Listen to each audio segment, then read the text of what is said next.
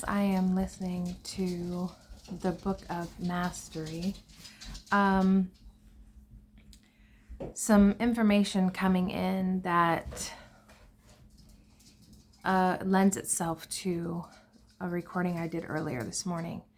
So they, in this text, are speaking about energy and words, or frequency and words, and I got the message that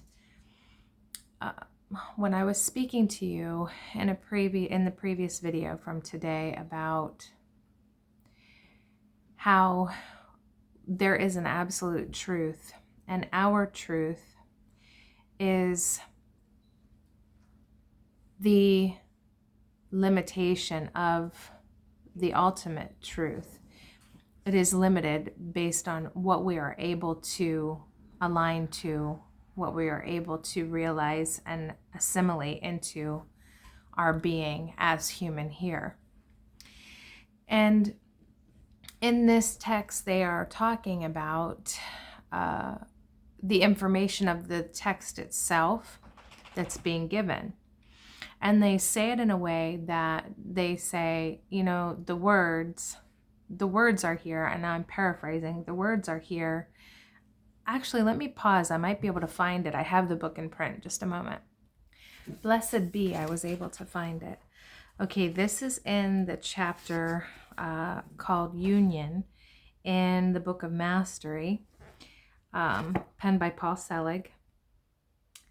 This one is book 1 of the Mastery Trilogy. Okay, so in this text it says here, I could not have said it this well. This is beautiful, so I will read it. Reading from the book. You may share the teachings, but the language of the work, while beneficial, is simply there to support the vibration. Okay, so that's what I'm talking about. In the video that I am actually uploading now, was from this morning.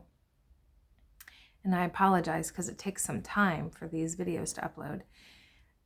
I was talking about the fullness of truth, and how as the fullness of truth, looked at as an energy, comes into our energy field and into and through our form, we have a tendency to limit, to filter, to make distortions out of the truth of that energy.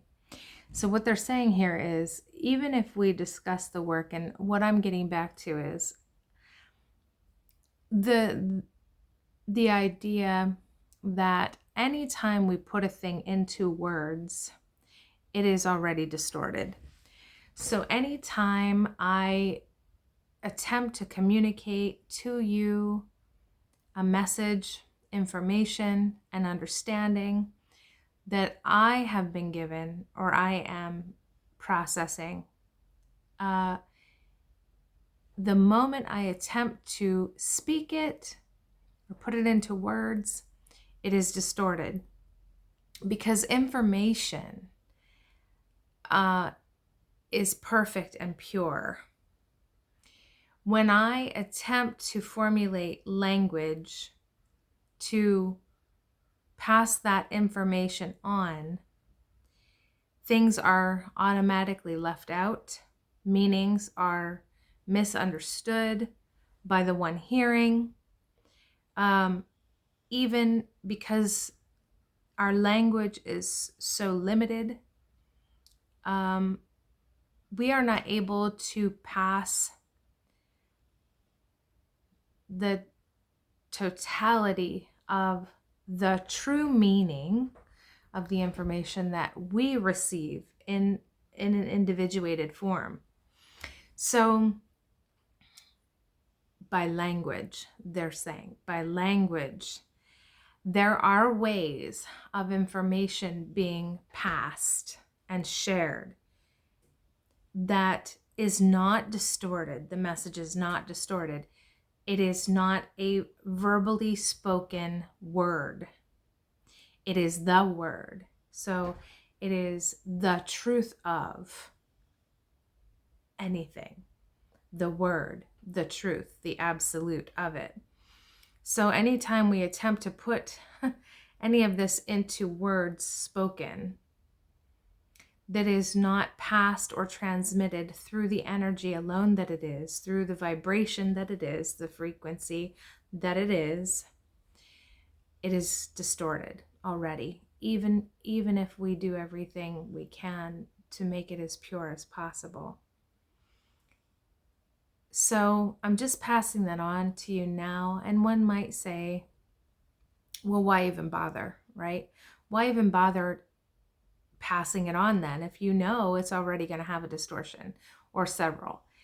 That is because there are those who are not yet ready to receive that information from the field it's coming from. They must first hear it from another body,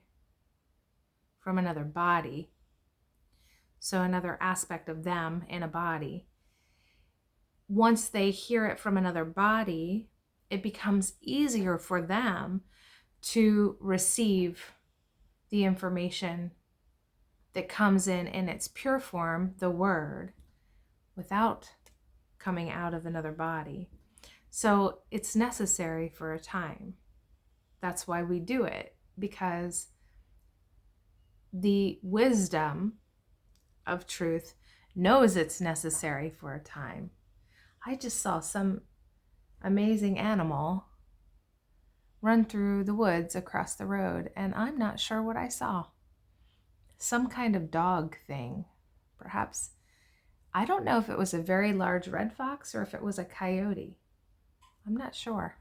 Interesting.